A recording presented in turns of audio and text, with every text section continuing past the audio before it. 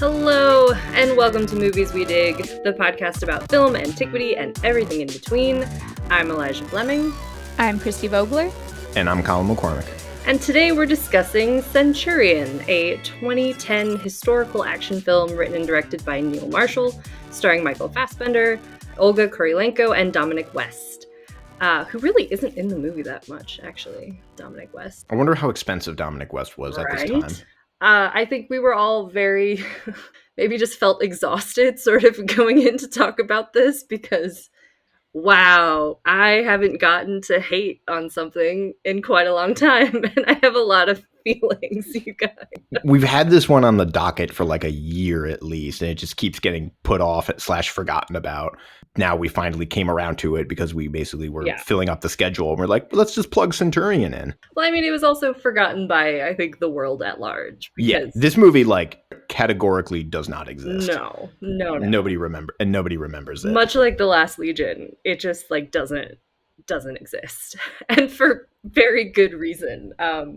So I will say, I did not dig this movie, and I think I'm angrier about it than most movies I don't dig, because there were some aspects to this that I thought could have been really fun, and I'm upset that they were in this travesty. So, what do you guys think? Did you guys dig Centurion? No. I did not dig it. I watched the preview, and Elijah's background today is the scene of all of them circled with their shields, waiting for balls of fire to roll downhill at them and hit them like bowling pins. And I saw that scene. It's like, I know I complain about fire arrows a lot, but they just took it to a new level here, and it's not pretty. And Andy was watching with me, and he was yelling at the whole time, which made me feel better about the experience. But I also have one particular scene where I'm like, it could have ended there, and the plot would have worked, and it keeps going. I don't know what your problem is, because I freaking love this movie. Best movie, 10 out of 10, brought me to tears. Get out. I am, in fact, being sarcastic. I did not dig this movie, and I wrote down my sort of 3 theses for this movie of what my sort of final reaction, which is, 1, this movie is the common denominator of 6 decades worth of sword and sandal films. 2, this movie is, well, this is kind of the same as actually number 1. It's a poor imitation of many other movies before it. And 3, this movie is obsessed with dicks and piss to an almost Freudian. Oh my God, yes. There are like 4 separate scenes where somebody takes it out and starts urinating. Yeah, it's true.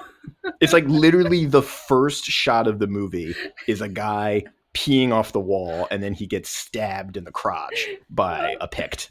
I did have to add, there were so many scenes in this film, and this technically came out right before Game of Thrones, but the peeing off of the wall, the being buried under a bunch of human bodies, and then having the hand shoot out. I'm like, did someone watch this from Game of... And you do have Davos.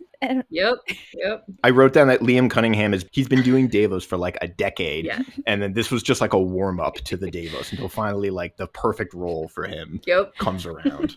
So like there was very Game of Thrones-ish things going through my mind. And like I read the description was the very first thing I did before even watching the preview. And like some of the wording was like, all right, you have these few surviving members and they're being slowly picked off one by one. And I asked Elijah, it's like, is this a horror film? Like this has like horror film connotations. And she's like, no, it might have been better had they gone with that, like really leaned into it, because they definitely use some of those horror film tropes as part of this. And Neil Marshall is a horror director. He did The Descent, which is a good horror film. He also did the most recent Hellboy, which is less so. But yeah, sorry, Eli. No. You were on a roll. Oh, well, I was going to say probably for the benefit of our listeners who I suspect either haven't seen this movie, have seen the movie and forgotten it, and or will probably never see it. We probably owe them I'll give like a brief sort of description of the movie. This is another movie about the Ninth Legion, which I think this is the third movie featuring the Ninth Legion that we've covered on this show. Correct. This is the second or the first of 2 that are going to come out in the same year, the other one being the Eagle. And so it's about a sort of Roman centurion who ends up north of the wall. The Ninth Legion is destroyed, or the wall doesn't exist yet, but he ends up in northern Britain. The Legion is destroyed, and then Michael Fassbender, our Roman Centurion, and the few surviving members of the Roman army are basically trying to get back to Roman Britain, which in that sense also makes this movie a play on the warriors. Yes. That's the part I think that it's on my list of things that upsets me about this. But I think there are so many tropes that this sort of hits on, including the warriors or like Anabasis sort of behind enemy lines kind of thing, which I think could be a great movie in itself. Like, that's a cool idea. But there's also the whole, like, the scene behind me is basically like Tudorborough Forest, right? Like, that's what they were trying to sort of evoke here, which is a completely different war, a completely different battle, a completely different like time frame, and with different ramifications. And so it's like, that could have been a cool movie. And I think that's Barbarians on Netflix now, right? Yeah, when the three Roman legions march into the German forest and they get chewed up. Yeah, they get chewed up, which could have been I don't know. We haven't watched Barbarians. Maybe it's an interesting story. But there's also like I don't know, the beginning, they go get their commander, right? Like, they go rescue Dominic West. So it like starts off as like this rescue mission, which I think could have been a whole other movie, right? Even before that, there's like 2 movies before that. This movie, the first like half of this movie is 4 movies. Yes. Because the first bit is Michael Fassbender gets captured by Picts. That didn't need to happen. And they're torturing him, and then he escapes. And then while this is happening, the Ninth Legion is basically, they're making a big push to, I guess, like quell the Pictish rebellion or whatever it is, or put an end to their war with the Picts. So they're making a big play into the forest. And then, so he escapes capture, reunites with the Legion. The Legion is promptly destroyed. And then they try to go rescue the captured general, Dominic West. And then they get there, and then Dominic West is like, what's left of the Legion is yours, which is great. Like, it's about 6 men. And then the rest of the main movie, like the actual movie, which we don't even really get to until like 30, 40 minutes in. More than that, is them trying to get back, which also they don't do. Yeah, exactly. Well, I feel like they tried to make it too complicated. I don't think we needed the first 20 minutes of Michael Fassbender being hunted and tortured. That doesn't explain why he speaks Pictish, right? Like, he seemed to know it beforehand. Is that ever explained? Nope. It does explain why he's shirtless, though, so... Sure. He Fine. does. He says something to the effect of, like, know your enemy. And so the idea is, I guess he learned Pictish to, like, Sun Tzu, like, get into the mind of his enemy or whatever, but... Okay, fine. It worked, but there was no reason for that, like, first 20 minutes. I would say the reason that he speaks Pictish or whatever is because Michael Fassbender in real life speaks Irish, and so I think they just wanted to take advantage of that. Fine. But I feel like they made the entire thing too complicated, because the beginning doesn't really explain anything about any characters or give us more information or set anything up. The rescue mission fails and they don't gain anything, and what they sort of do on the side is kill that Pictish kid, and then like that's sort of the manufactured reason that they're being hunted. It's like they would be hunted anyway, right? So like why did we... Well, now it's like it's extra, like they have like a blood vendetta against them, because the one of the soldiers, all of the different soldiers that survive all have like a personality, which is like one's a cook, one's good at running, one's old, and one's big, and one is a jackass. And the jackass guy, he murders a kid. But I feel like we don't know that he's the jackass yet. I don't know. When he murders the kid, it sort of seemed like that's what he was doing to survive. Yeah. It did like foreshadow how the rest of his arc was going to go, though, for sure. True. more so, not that he killed the kid, but like when he caught up with the rest of the group, he's like, I got a helmet and I had to take care of some other business, but don't worry about it. It's fine. Yeah, yes. I'm just furious at all parts of it. Before we get into sort of more of that, maybe should we talk? I know we've talked about this before, but do we have anything extra we want to add about the Ninth Legion? This idea of that there used to be a legion stationed in northern Britain, the Ninth Legion, and it basically drops off the records, which led to theories and speculations that it was destroyed by Celtic peoples north of the wall, although there is evidence that the Legion actually was just stationed in Germany after, when it was supposedly destroyed. And so why this Legion basically kind of falls off the records is not really known. Isn't it just another conspiracy theory, basically, that a bunch of... Yeah, but at least this one was started by Theodore Mommsen, so it's like it's a conspiracy theory with some pedigree. Theodore Mommsen being a very, very famous German classicist. Well, and that's what they're trying to really wrap up with, like, the justification of killing Michael Fassbender at the end is just, first of all, if this guy told his story, who's gonna believe him? And how is it gonna cause a panic in Rome to, like, oh no, we shouldn't engage in warfare anymore? Sure. To jump to the end of the movie, basically, Fassbender is the only one who makes it back to Agricola, the Roman governor, who actually, by this point in history, has been dead for like 20 years. Yeah, right? It's like, again, if you're going to use a date, like, use a real date. Well, the dates are doubly wrong. So the opening crawl of, like, the text, which is, one, a ripoff of Gladiator, like, almost, like, word for word. Like, it was like that trope of, like, copy my homework, but don't make it look like you copied my homework. Mm-hmm. It was like that. So they took the opening crawl from Gladiator, and the date they give in the opening crawl is 117, which is when Hadrian comes to power. But Agricola, who's the governor of Britain in this movie, in real life stopped being governor in like 90 AD and died like 3 years later. Yeah. And Hadrian didn't start building the wall until 122. And you see the sort of beginning constructions of the wall at the very end of this movie.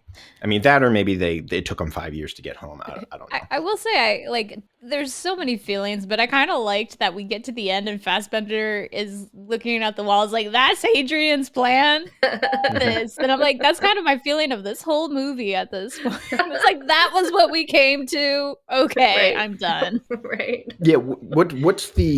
Is there a triumph in this movie, or like the hero? It's so, and they kind of, this is my general consensus about this movie, is that it introduces ideas that it goes nowhere with. Because at one point they say something to the effect of like, "You're telling me we fought for nothing?" Yeah. And then at the end, it's kind of like, "Yeah, bro." Yeah. Which is the same kind of conversation that King Arthur had, but like more effectively. Just like, no, it's not just for like this idea of Rome, but like we've actually built a community here, so we need to protect that. Yeah, this movie has like the nihilist answer, which is like, no, nothing matters. It was all dumb. Yeah. Because that's the thing about this movie, is like none of this had to happen. All of it was kind of a pointless exercise. Yeah. Had they just started walking home the minute they survived the battle, like they would have been better off for it. Yes, 100%. Okay, so there was a moment that was like, it could end here, and it would work for like what they're trying to get across. And it's when they get to Arion the Witch's, the necromancer's house, and like Davos, I'm gonna get his name, Brick. Brick is like, these are the death cap mushrooms. And they're like, nah, man, no, why would she save us just to kill us now? And I'm like, her character is, she specifically scares the shit out of other people, so they leave her the F alone. And so it's like, I really want it to actually be the mushrooms and they just die right there and just have it be over.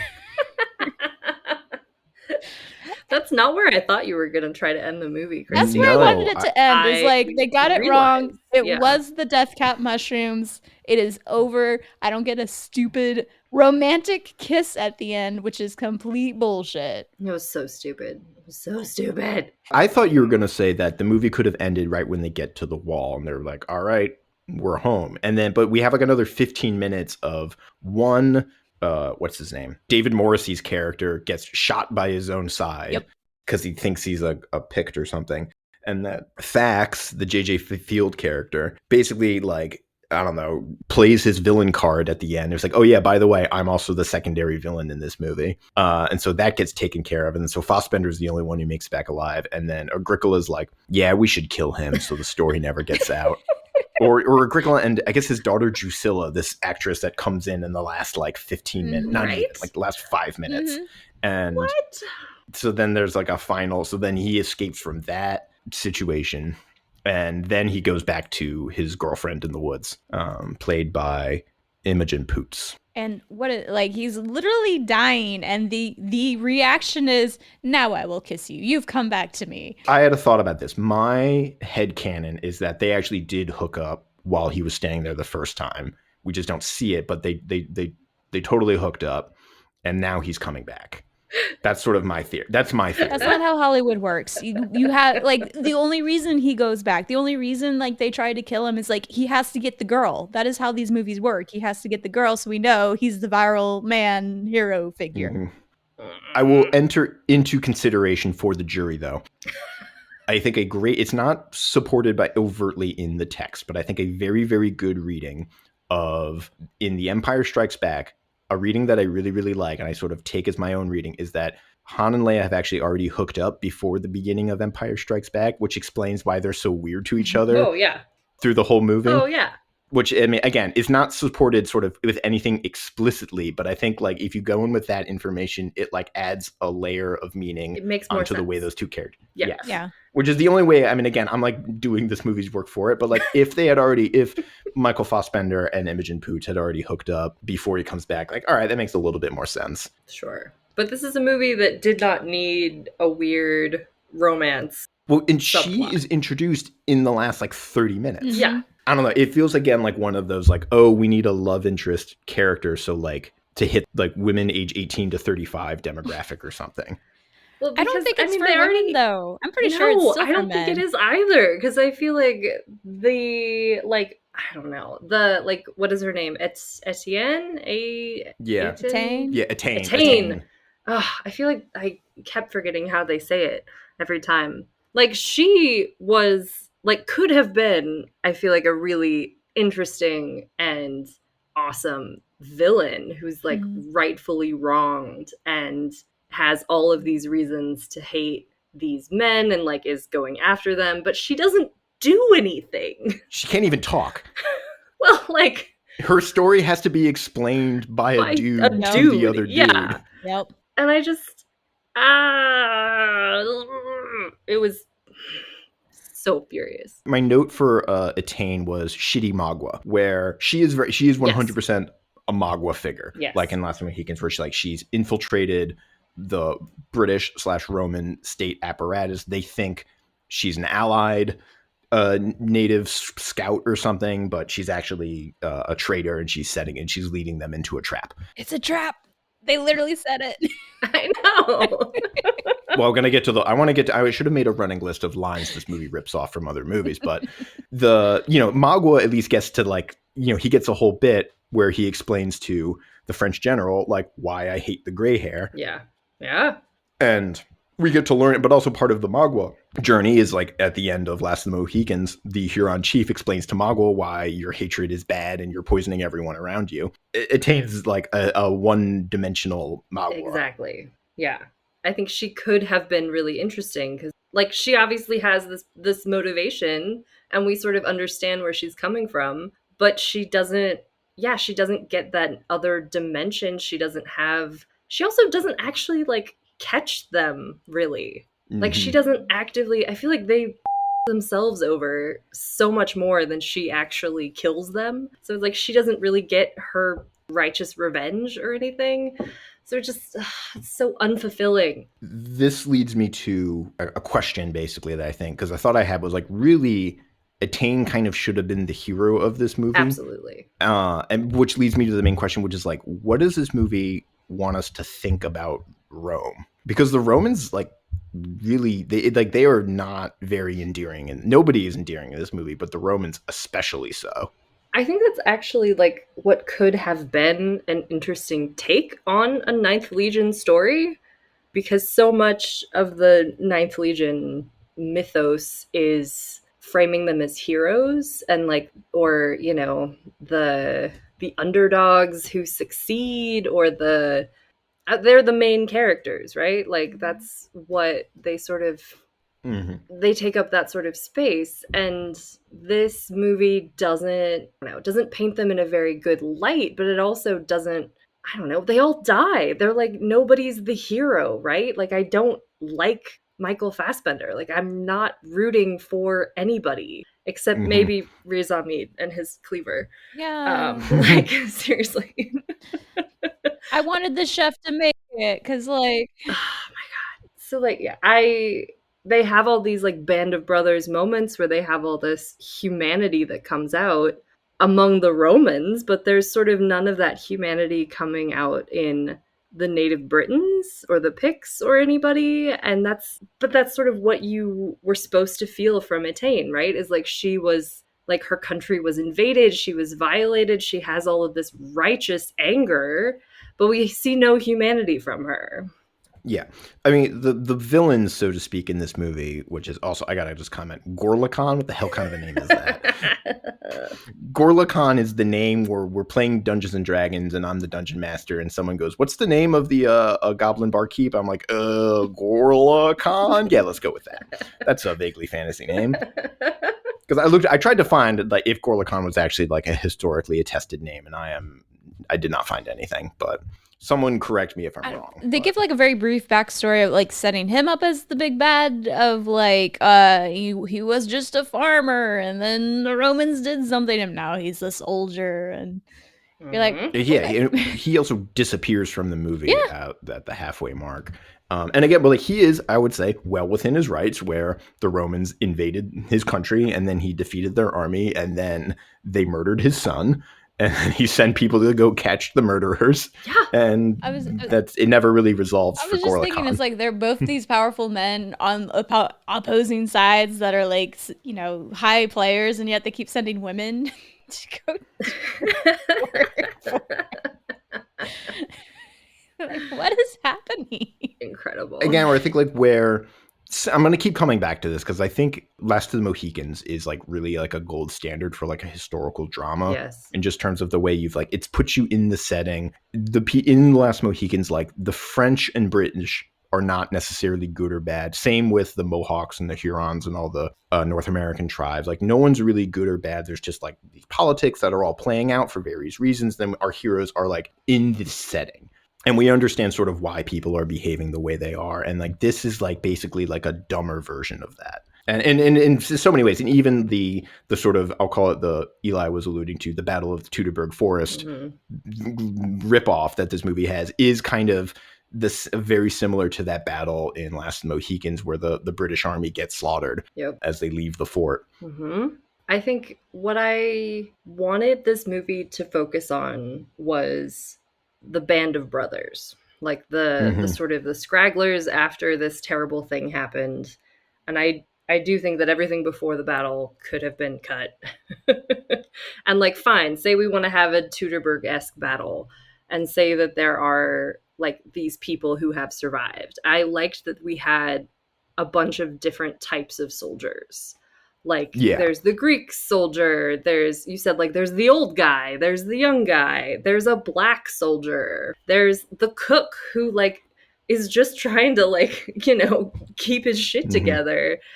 There's so many people that move with the army that if an entire army is destroyed, you're going to have a lot of like ripple effects and ramifications for a lot of people who aren't soldiers. So I kind of liked that concept of these people trying to survive behind enemy lines, which is a warrior's story. That's the anabasis, right? And I think that could have been a fun movie. Yeah, I was, you know, with the CGI blood splatter in the first few minutes of just the wherever Michael Fassbender was and people getting a blood in the first crotch shot, literally. The guy getting stabbed in the crotch. And like I watched that, I was like, I'm gonna hate this so much. And like and like when they're having in the camp with the ninth, where they're like having arm wrestling contests, and then it turns into like best 2 out of 3 / I'm gonna kill you sort of a thing. And it's like, this is so ridiculous. And then but that made me pause and think for a minute, like back when we had that conversation with Kiara about the cartoonish depiction of just Roman violence as a militant group. And it's like, do I hate this because it seems a caricature of the violence, and yet this is really what the culture of martial societies is like and is in no way redeemable? There are no heroes, and that's why we don't like it. And then I don't think it was intentionally done, but they effectively did that. This is my great sort of lament, I guess. My great lament about a lot of sword and sandal films, particularly of this era, which is they're trying to recapture Gladiator, and then to a lesser extent, and also not even to a lesser extent, and also 300, which is why I think this movie looks the way it looks with the CGI blood spatter and the very kind of overproduced kind of like desaturated color scheme. Like this movie is gray. It's practically in black and white. Mhm. Yeah. There's so little color. But my sort of problem is that they miss the storytelling opportunities that is not necessarily a hang up in other historical dramas where like all the sword and sandal films are trying to be the same kind of movie, but they're just being crappier versions of the same movie.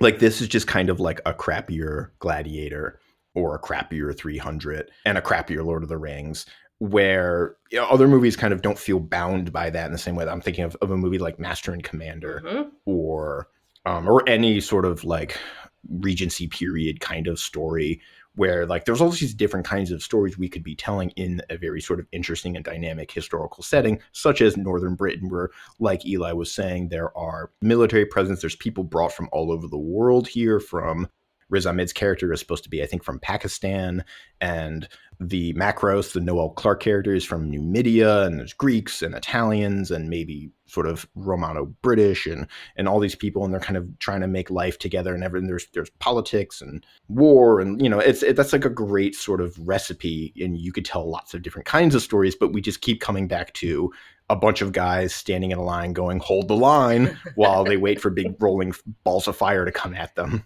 Which again, I also rip off of Spartacus. Well, and like that's just it, is you have such a, this is like giving the movie a lot more credit than it deserves in any way, but like I used to hang out with guys at a fraternity, and like one-on-one individually all can be very interesting and everything, but going through this practice of being a group and having group identity erases that, and some of the worst decisions that a person can make happen in that environment, and that's also what the military does. And so that is what this movie feels like, is like, oh yeah, like as a drama we have really interesting characters that we could tell so many cool stories with, but at the end of the day they're in an army. That identity is erased intentionally so that you will go make the decision to rescue a captured general instead of saving the few people of you still alive. Yeah. Exactly. Christy, I think you just hit on the what this movie could have been, which is we exist in a sort of system that erases identity, right? Being part of an armed, like a professional army, such as in Rome, or say a modern military or something like that, like very much like sort of strips individuality away from one in the, to the end of creating a kind of, a soldier. And so after this battle, the battle is in fact a moment of opportunity, or sort of a chance to, where now that we have sort of been released from the binding sort of stricture that is the Ninth Legion, then, well, we can sort of start being people, right? And then we can get like, oh, well, I was born here and I do this and I came here, and well, like maybe this is an opportunity, like maybe we can escape, or like find a new opportunity, strike out, free ourselves, and find something else. I don't know. Marry a local witch, whatever it is you want to do. I think we are 100% giving this movie too much credit, but I agree that is such a cooler, like, thematic landscape to set this in, of these people sort of caught between so many really heavy politics and crazy violence on like this very rough landscape. I feel like they have a lot of very dramatic like snow and like all of the water and those the Lord of the Rings cliffs. tracking shots Naturally, over the mountains. always, yes. And it's, I don't know, again, maybe giving like way too much credit, but it's that opportunity of like showing the humanity of people from various places to like come together or to make something new, having been a part of such like a destructive event. And it didn't take anything.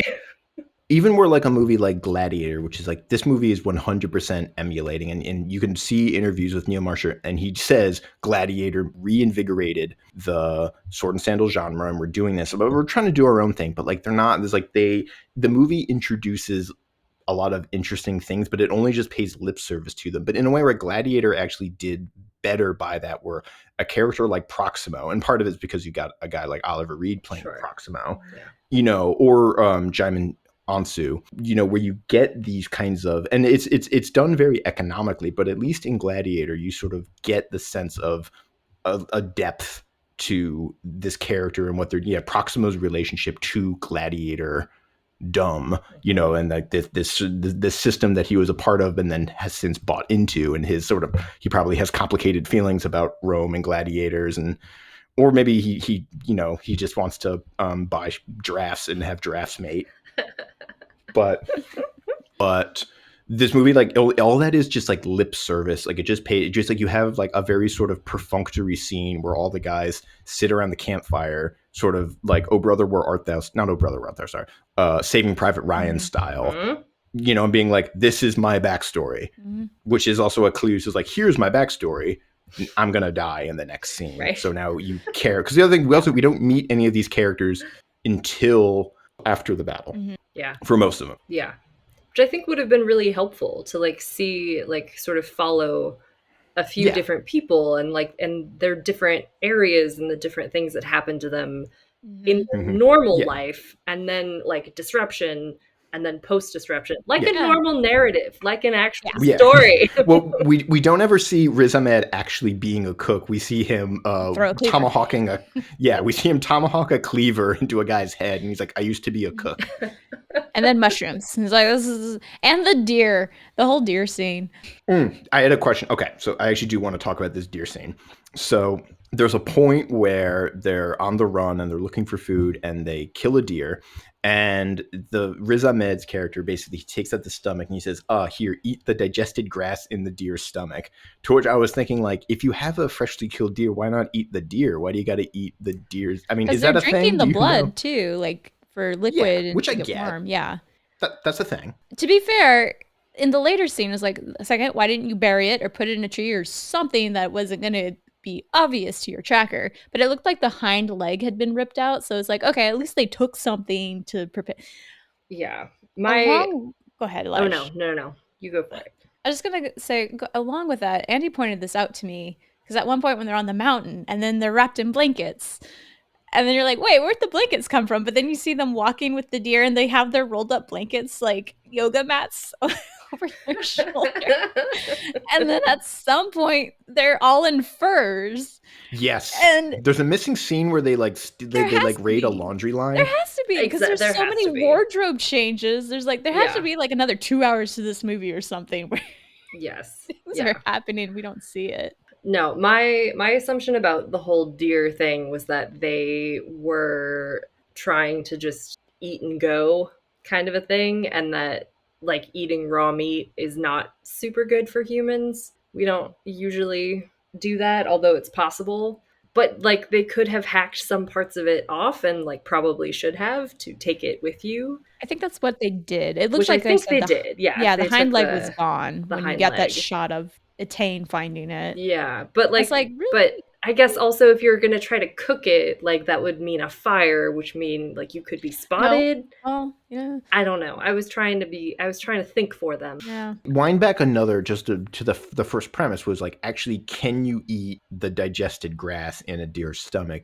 We're asking the real hard questions here. It was moss, to be fair. Yes, I guess you can eat moss, right? And is it the idea is that the deer has started to digest the moss, which makes it better for us to digest? Is that the I think it makes it easier for us to digest and easier for us to absorb nutrients, because deer are like, their digestive systems are more used to breaking down things that don't have a lot of nutrients in them. Because that's the thing, like we can't just like eat grass. Like we get no nutritional value from just eating grass, which is why a cow has to like eat it 4 times, right? Yes. Because a cow is like designed to eat grass, but like eating grass takes a bit of work. And why my cat throws it up every time she tries. So. Exactly. I mean, it's better than when it comes out the other end and then you got to like take the grass floss out of their butthole. Oh my god. My dog used to do that all that. It would be like every now and then you got to like pull out like a string of grass out of his ass. I'm probably going to cut this. I was just dying over here. I know, I'm sorry. We're getting before we dwell. Do we have anything more to say about the deer carcass? Like, good shot. I like the use of a sling to hit it. Very David and Goliath sort of a moment there, and yeah, that's all I got. Oh, here's a fun fact as I just noticed as I'm looking at the cast list. So the actor, Dimitri Leonidas, plays the character Leonidas. Yeah, I saw that. Yeah, That's it's kind of awesome. cool. Gets to play Good himself. for him. It's kind of a rougher deal for Gorlikin Thompson, who had to play the character of Gorlikin. So Sorry. So this feels like a good time to transition to how racist this movie got, and slightly with their horror movie trope. With Are we talking about macros? yeah, Okay. I wanted so much more from this. I was so excited when we were like, Yeah. cool. Like, there is a black soldier. That's awesome. And then I was like, why? Why His even? characteristic is that he's good at running. yeah. Oh my. He's good at running, and he dies like first, basically, right? He's one of the first to die. No, because they jump into the river. So you So have the one guy break his Riz leg, Ahmed. and Riz the other Ahmed one dies first. Yeah. Mhm. Which also, this movie did not know that it was sleeping on a star in Riz Ahmed. Right? I wanted so much more of him. I was so excited. When the opening credits were rolling and I saw Riz Ahmed's name pop up, I'm like, holy shit, Riz Ahmed's in this movie? Yeah. But no, I wanted like so much from each of, I guess, the band of brothers that sort of happens. Like, they could have each had a wonderful character arc, and they just show up, are a stereotype, and die. Yep. Yeah, and it was also like I feel like the only thing missing was one of them needed to take out a picture of his girlfriend. Yes, exactly. And be like, this is Peggy Sue, and I'm gonna marry her. Lock of her hair or something. Yeah. Like I would really love it actually if they had like a little like the mosaic, like the woman with the stylus at her lips, like the Pompeii mosaic, and he's like, "This is my girlfriend, Sulpicia. We're gonna marry when I get home from this tour." I think that would have been a really cool little plug. Which is like, so after the camp, and now it's like a free for all, back to the wall. And I do love, like, there's the moments of like, the guy's broken his leg and you are being chased down, and like, I'm sure I'd be terrible at ethics, but I'd be saying, like, I hear in the, like, we read the subtitles like, just leave him. I'm like, yeah, that's probably what I'd be willing to. Okay, note to self: I'm never going hiking with Christy. Not when we're being chased. Like, okay, I was so terrible racist move, but like the guy who's like, I can't keep up with you, man, and help me, and he's like, slice. That'd be my move. I cannot outrun people. Although, had they been smart, because they saw Tarek with the arrows in his back floating down the river, but they'd also just seen the wolf is get the body, put it on the shore, and the wolves will be busy for a while. Again, I'm never going hiking with you, Kristen. I will survive. I don't know. I'd say this about zombies. It's like, I would not survive a zombie apocalypse. Like, I say I'm ruthless. I am not. But like, the real pro gamer move in that situation is to not survive. Exactly. Yeah. I forget who it was that coined this, but like their strategy for surviving the apocalypse is don't. Yeah. Yep. Die in the blast. Die in the blast. Sounds good to me. This is the point where I wish they would have gone with what the description seemed to say, and like, go full horror. Like, you're already black and white, just make it all dark and just be like people being grabbed suddenly from behind and disappearing to screams. I don't need the CGI blood anymore. Yeah. Just make it scary.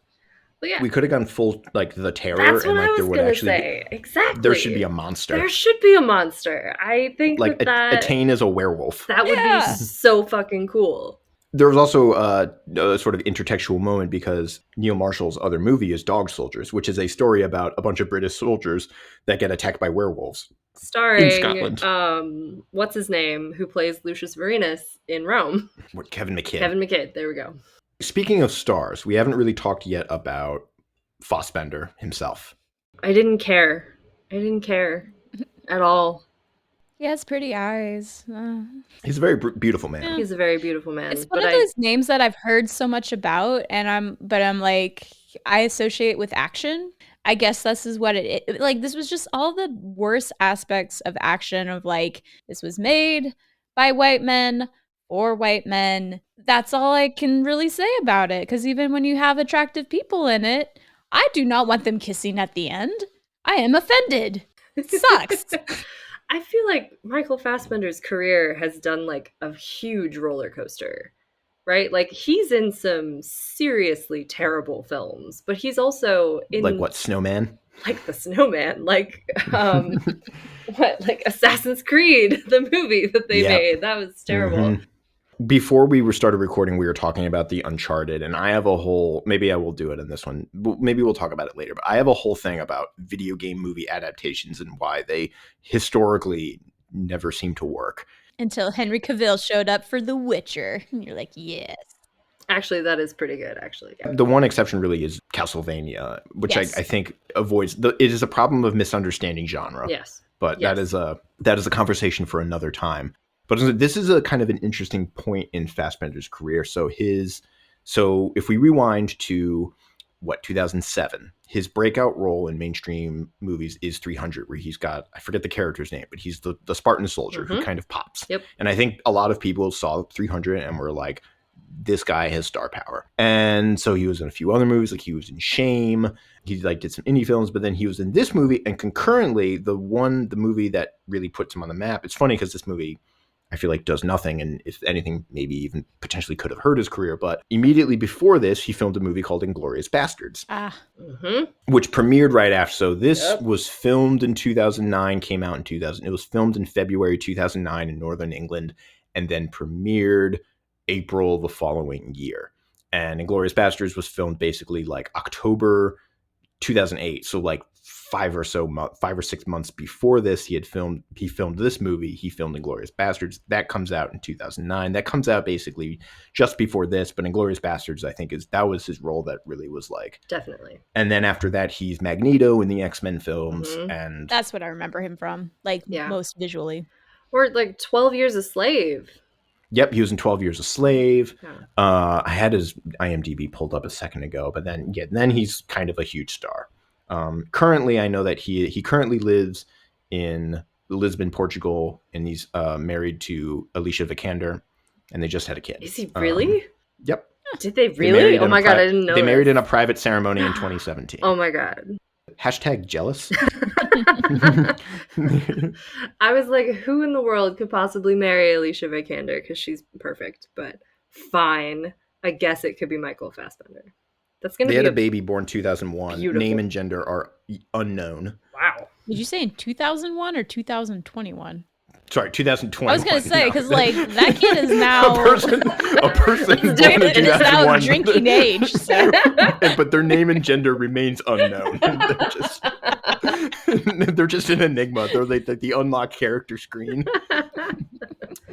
Well, I generally like Michael Fassbender in movies that I have seen him in. I really enjoyed him as Magneto, actually. I thought he was an excellent young Magneto. X-Men movies do a Faustian deal. Like for every good one, there's a bad one. Yes. I mean, and they really... It's like the DC franchise, too. Yeah. Well, DC franchises, for every good one, you get 5 bad ones. Shots fired. To be fair, we got one good Suicide Squad and one god-awful Suicide Squad. So, like... We got one good Wonder Woman, one bad Wonder Woman. It's just a matter of putting them in their proper DC categories. And then we got Aquaman, which is simultaneously a good and bad movie. I would just watch Mimosa. I would just watch him be a tour guide in Italy. That man, when he's in Palermo. Did you call him Jason Mimosa? Hang on, rewind. Jason Momoa. I want a mimosa. There you go. Jason Mimosa. Which is, I want to Google Jason Mimosa and see what comes up. You know it's a drink. You know it is. Oh, perfect. Okay, this is what I was hoping for. Somebody photoshopped like a champagne glass, but they put Jason Momoa's arms and head on it, and it's Jason Mimosa. It's like, you know it's a drink, and it's probably got coconut in it somehow, so. Yes. Yeah, it'd be pretty good, actually. Like a pineapple coconut sparkly drink. Yeah. I could see that working. You know where my mind is now. Anyway, between a delicious drink and a delicious man, all in one. He's just a real snack. Yes, he is. And he could be my tour guide through Italy, going buongiorno to like anyone, because that is of the. Wait, is that a thing he does? Yes, there's literally a fight going around, and they're in Palermo, and things are like breaking up. But he very kindly says to an old lady, "He's like, oh, buongiorno." I don't remember that. It's the best part of the movie. It's the only thing worthwhile. Oh, this was in Aquaman, not in real life. I thought you were talking about real life. I want it to be like he can be the next Rick Steves, and I would be so happy. Just send that that man would actually be traveling. great. I would watch that show. My favorite is you can look up pictures of Jason Momoa's bodyguards where there's somebody's like, I feel as useless as Jason Momoa's bodyguards, where it's like Jason Momoa and he's surrounded by like 3 other guys who are like, he's like a foot and a half taller than him and probably has 50 pounds of muscle on. How did we get here? I don't know. We were talking about Fassbender and Fassbender's career. And this is like the weird little blip on his career. I mean, I feel like there's some other blips, but Yeah. I don't know. The snowman. So, okay, but the one thing I will give it, like, they very clearly demarcated as, like, who's Roman, even though Fassbender's speaking some Pict, it's fine. And, like, and they say Pict, and they use woad correctly. So it's like, I give you the one-up over King Arthur on that, is you managed to make it very clear what are the sides, why are people on opposing sides, and what are the feelings towards each other. Yep. And what exactly is woad? Yeah, it's like... Although that whole explanation about, like, woad means, like, they're ride or die, Yeah. I felt a little, like... I actually don't know that much about the history of woad paint. Well, and I think it's still works. really contemplated, because aren't our only records of it from the edict perspective anyway? Yeah. I mean... Yeah. I just feel exhausted by this entire movie, and I truly don't even know where to go from here, you guys. I was just gonna say, this one, like, again, this is such a bro movie. I watched 300, and I know it's a bro movie, but I can kind of get on board with it, and this is just goes beyond that in a way I absolutely hate, in that, like, we were talking about Etain being, first of all, she makes for an excellent warrior because she's silent, and so is the other picked woman for the most part. Yeah. And she's intentionally so. And then Laj pointed out that she never really catches anyone, but the men are always terrified of being caught by her. She's like, is she even human? And it just reminds me of, like, how men view nagging women that are, like, always on them, but then nothing ever comes of it for the most part. And I don't know. I read so much into this that is just misogynistic in a lot of ways. And again, that kiss at the end, compared to when the last movie we talked about was Mummy, and that kiss between the two of them at the end is the most adorable thing I've ever seen. Yeah. Wait, I think there is a good, not good, but there is a very clear definition that you have sort of drawn between, like, the good woman and the bad woman in this movie. And I think you're totally right. Is like, yeah, the good woman is even though they call her the witch or whatever, she, like, rescues strangers that she's never met. She doesn't poison or kill them. She's nurturing. Yeah, Colin's headcanon, she hooks up with Michael Fassbender. And yeah, she's nurturing, she's helpful. She fishes. Which also, he peed on that fish. No. Yeah, no, it's not okay. In our third urinating scene, I think this movie is, I gotta say, like, in the way that, like, Freud thinks that young boys are, like, obsessed with playing with their willies, I think this movie is kind of like that. It's like, it has a puerile fascination with phalluses. Yes.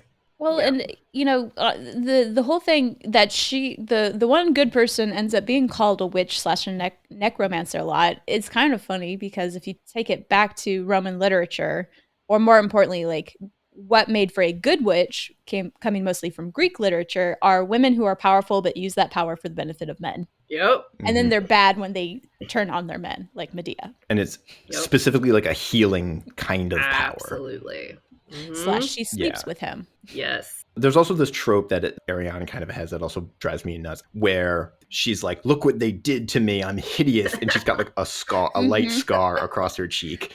In this, like, I think the worst offender is in Ready Player One, where he meets the girl lover, and she's like, I'm horribly hideous, and she has, like, a birthmark.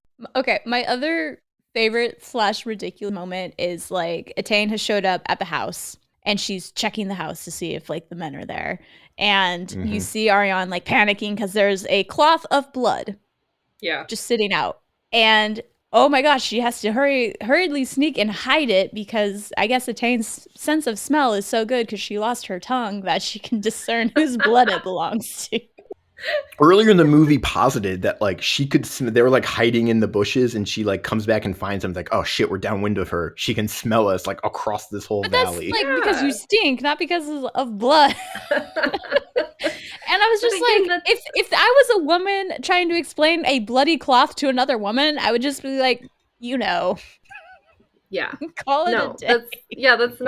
that's not a question. And but I think this is also like the if Etain has like magic powers or whatever, they are about like hunting and killing and things that are maybe that women shouldn't do according to this movie, while the good woman has like different types of magic. Mm-hmm. We could argue about, you know, the difference between vengeance and justice or whatever, but we could probably all agree that Etain, I think, is justified Oh yeah, in her desire to 100%. seek yeah. vengeance. Oh yeah. Yeah. Her killing the general, I was like, that's fine. Oh, I love that. I Yeah. was like, Yeah, I mean, also yeah. maybe it's just because of Dominic West, and West very much sort of plays creep to me, just like he reads as creep, and he does kind of read as creep in this movie. Yeah. Yeah.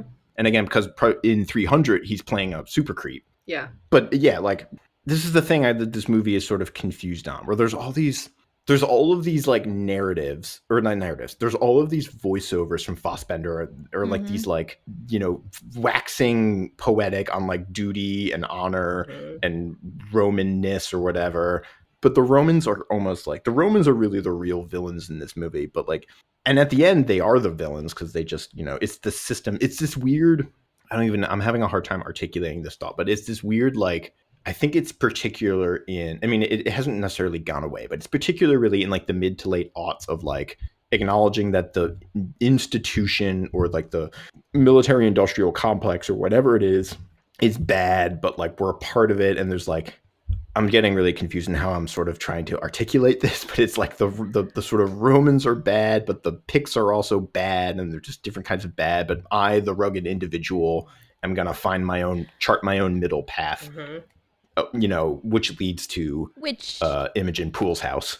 I guess. but I mean, isn't that kind of the problem we have right now? Is that you're people who don't like Biden or people who didn't like Trump is like you don't feel like you want to be patriotic, but you can't be patriotic to the institution. But then you also have enemies outside of that. So like depending on any given situation, you are pro or con, and who is a good guy at that. Like I'm just confusing myself now, but like Well, no, that's I kind of what think this feels like. yeah, it's like the entire idea of rugged individualism, I think, is such that old school, like old good boy American, like it started in like the, you know, frontier, and I think was it Herbert Hoover who like used it in a speech, Mm-hmm. and it has, you know, this sort of idea of that the individual as separate from the institution when the institution is terrible.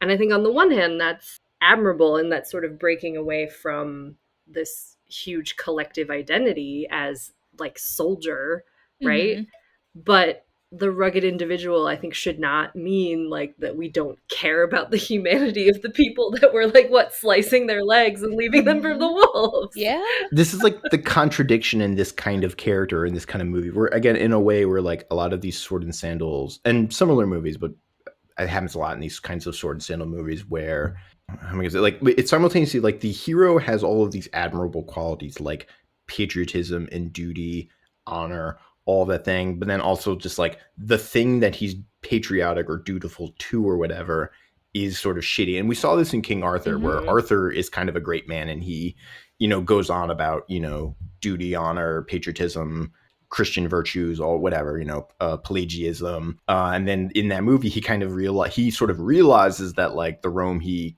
knows and loves doesn't really exist. It's more of an idea than, you know, and this is the contradiction, I think, of like this, like, and I think this is a thing that is prevalent in a lot of just contemporary politics, but there's like the idea of the thing that we are sort of loyal or patriotic or nationalistic or whatever it is to, and the reality, which is it's very much divorced from.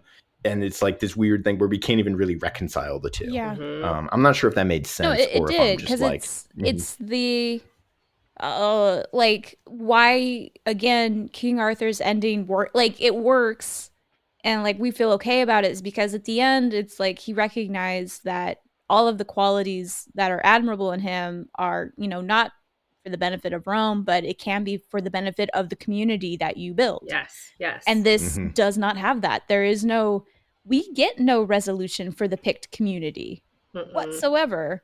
And we get Fassbender being like, well, this sucks. I'm going and doing whatever I want now. I'm going and isolating myself in the forest Yeah. and building my arsenal. Yeah. No, exactly. I think you hit the nail on the head there. Yeah. Yeah. And I with would my, like with my hot survivalist wife. I would like to bring up a movie that I don't think we've really compared this as much to as I thought we would, which is The Eagle. We did a I little haven't seen right. it. You guys have to talk about it because I haven't seen that, Well, even though I think love a lot of Channing the things we're saying about this movie equally apply to The Eagle. I agree. Just where this movie is mostly British in its conception and execution. It's all British. Yeah. Like British production company. Well, they're a French production company. But Leo, if you touch my cat's throwing a tantrum. Sorry. But I was going to say, everything that we were sort of talking about with this movie, I think also applies to The Eagle, or just that this movie is British through and through. British director, mostly British production companies, British cast. I guess Fassbender's Irish, and whereas The Eagle is American. Right. And I think there's a bit where, you know, The Eagle, there's a heavier sort of analogy between, I guess, the Picts or whoever, you know, they don't call them Picts in that movie, but whoever they are, the Seal tribe, I think. And they're like very analogous to like Native Americans. So it reads, the Romans in The Eagle read as very American imperialist, whereas Centurion is very British in its sort of conception, ideology, and execution. And it just really feels like the way British boys, having been brought up of stories of Roman legions, and, you know, and then just kind of putting that to screen. Well, I think also in The Eagle, there was like another sort of level of removal, because like the Seal tribe wasn't even the like people who had the most contact with the Romans. Like there were Britons who like were, I guess, Romanized, for lack of a better word, even though I don't really like the word. And then there was the Seal tribe, and they were like, this huge gulf existed in between their cultures, as depicted in the movie. But I think, like The Eagle, Centurion also doesn't have any of its characters learn anything, right? It's like, in a very American way, The Eagle is like, no, all of our assumptions are correct, and even if you know, they left Ninth Legion and they sort of became just people who lived north of the wall, like, nope, we're still gonna show up with you to fight in this riverbed and all die.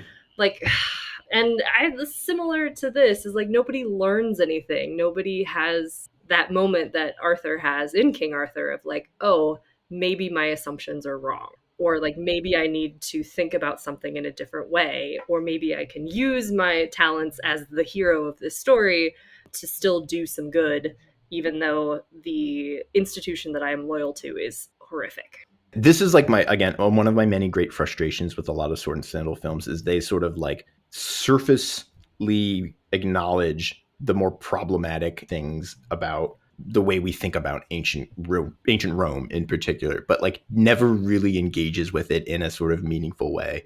Again, I think in a way that, like, I keep coming back to this, but I think Last of the Mohicans actually, I think, really does dive into like the imperialist forces that are at play in North America in the late 18th century that are going to like lay a lot of foundational bedrock for the subsequent centuries. And I just lost my sort of train of thought. Oh, I remember what I was going to say. In a little bit of a pivot. The thing that building off of sort of when we talked to Amy Pistone last week about that, all movies are actually in a shared universe with one another. And so I like to imagine that this movie is telling us that Dominic West is Channing Tatum's dad. Yes. That is the thesis. Oh my God, I love it. For Christy and those not familiar, you're like, The Eagle is about Channing Tatum trying to get back the Eagle standard after the Ninth Legion was destroyed and his dad was in command. And so like basically like Channing Tatum's dad in that movie nominally is Dominic West in this movie. Nice. Which is that's the reading I'm going to go with, and I will fight anyone who disagrees. They highlighted the eagle being part of the burning when they're cremating the son, Garlicon, and it sounds like a reject orc name. I know. Yeah. Okay, every time I say, like, do you think the actor got that character? He's like, I'm playing Gorlacon. It's like, maybe it's French, maybe it's Gorlason. Nope. No, I really want. it's not I'm that I'm trying to cool. find if there actually is a attestation about this name, Gorlacon. All the hits I'm coming up are about this movie. I was gonna say there's like one other moment that again perhaps gives more credit to this movie than it ever deserves, but there was the moment when they're torturing Fassbender and they show Gorlacon with his son, like, let's just cut his chest. And like you see the son turn away and then but then he does that and you see him being slowly socialized in what this reality is. And then, you know, presented with the opportunity to survive against a Roman soldier, he ends up dying, which is really like it's a whole tragic line right there just with the son that like Yeah. could have been its own film too. Like, can we do the pics and like from their perspective of like, all right, there's all these Romans. Okay, they're building a wall and sending people into our land to do all these terrible things to us, basically. And what like that was kind of the interesting story of Gorlacon is like I was a farmer. And then all this terrible things happened, and I had to take up the sword to protect my people. Yeah. Which again feels like the movie we would expect. Like that is Braveheart, right? Yeah. Like Gorlacon in another universe is Mel Gibson in Braveheart. Absolutely. He's Except William in this Wallace. movie, he's the But again, just like in a way that is like the movie introduces ideas that sort of arouse complications, or maybe we should rethink about the way we think about it. But then it's just like, nah, let's just like see some Romans fight some barbarians, and like again, like how many more piss jokes can we get in here? Yeah. No, I don't know. I feel like we've come full circle, you guys. Yep.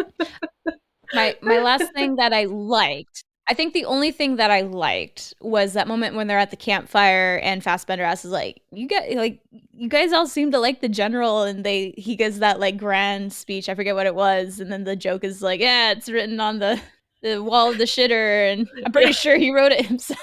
I liked that because it did feel very like exactly what you would see amongst a like army camp of the joking and camaraderie. It's like every once in a while there were those moments that are like, it could have been This something. could have been. This could have been. Could have been something. Mhm. Yeah. Get some woman writers in there. They'll help you out. Exactly. Oh my god. Trying to think of something, a thing that I liked about this movie. That's all I got. That moment. That was about it. I'm tapped out. I liked the Band of Brothers. I wanted it to be better than it was. There's a minor point, but a thing I noticed was that at one point when Fassbender and Davos get to that sort of burnt out Roman fort, and there's like a note posted on the wall, and it really does look like Roman or like Latin sort of cursive script. Yeah. And I was trying to read it, and I paused it and I tried to read it, and so like there were some recognizable words. Yeah, but that does look very much like a much sort of cleaner version of like a tablet you would find at like Vindolanda or something like that, where we have actually like these wooden tablets with Roman. I mean, also I was going to say Latin cursive script is a nightmare to read. Nightmare. Oh my God. Because they ostensibly have the same alphabet as us, but not when they were writing on these little wax tablets. They are using a totally different alphabet. No, and people who can actually read that and who like do all the scans so that we can read that, I love them, and I want to give them a huge hug because it's so hard. It's like, I mean, it's like trying to reconstruct a letter that was scrawled into the back of a clipboard through the paper. That's like literally what happens, because like they're taking the stylus and they had a board with wax on it, and the stylus writes in the wax, and then you occasionally leave scratches in the back of the board as you push the stylus through. Damn. And from the scratches, we're able to reconstruct, like in some cases, like whole letters, or even multiple letters that have been written like on top of each other. Oh, cool. Which is insane. Yeah. Most of the time you get like part of a word or like part of a name, but occasionally you get some like, there's some good stuff in there. But a lot of it's also like, I'm ordering like 50 barrels of beer and send them my favorite is like, I ran out of socks. Could you please send me some more socks? Mom, please. Mom, please. Yeah. Mm-hmm. It's the humanity that we are missing from this movie. I will say what I love about this movie, it's the first one in a while that we all got to absolutely hate on together, which is great. True. Love that for us. I think it's time to put this movie to bed, right? Yeah, can we bury it deep, It should have deep ended underground? If I was an archaeologist at, say, Vindolanda, and I discovered a journal containing Quintus Dias's voiceover from this movie, I would destroy it.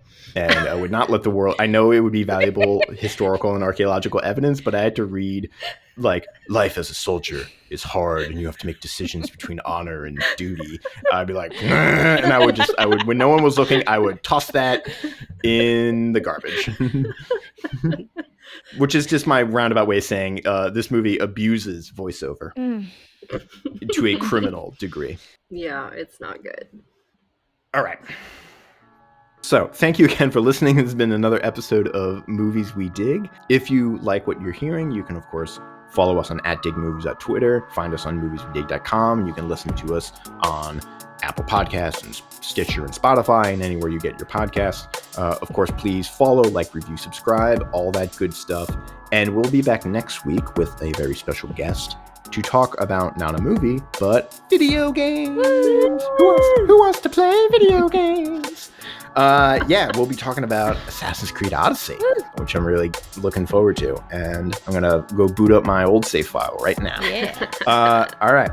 Thank you again for listening, and have a good one. Bye. Bye.